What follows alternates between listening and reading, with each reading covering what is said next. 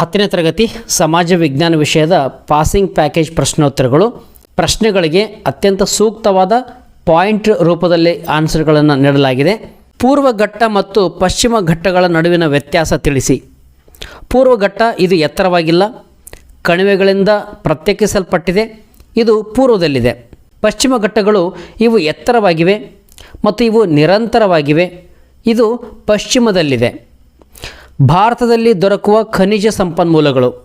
ಉತ್ತರ ಕಬ್ಬಿಣದ ಅದಿರು, ಮ್ಯಾಂಗನೀಸ್, ಬಾಕ್ಸೈಟ್, ಅಬ್ರಕ, ಚಿನ್ನ, ಕಲ್ಲಿದ್ದಲು, ಪೆಟ್ರೋಲಿಯಂ ಮತ್ತು ಸೌರಶಕ್ತಿ.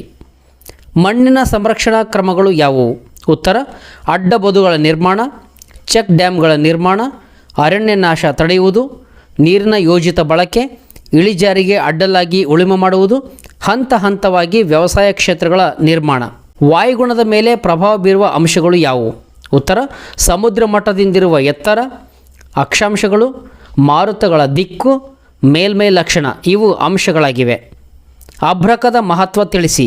ಉತ್ತರ ಶಾಖ ನಿರೋಧಕವಾಗಿ ಬಳಕೆ ಮಾಡ್ತಾರೆ, ಗಾಜು ತಯಾರಿಕೆಯಲ್ಲಿ ಬಳಕೆ ಮಾಡ್ತಾರೆ, ಬಣ್ಣ ವಾರ್ನಿಸ್, ಕೃತಕ ರಬ್ಬರ್, ರಾಸಾಯನಿಕ ಕೈಗಾರಿಕೆಗಳಲ್ಲಿ ಬಳಕೆ ಮಾಡ್ತಾರೆ, ವಿದ್ಯುತ್ ನಿರೋಧಕವಾಗಿ ಕೂಡ ಇದನ್ನು ಬಳಕೆ ಮಾಡ್ತಾರೆ.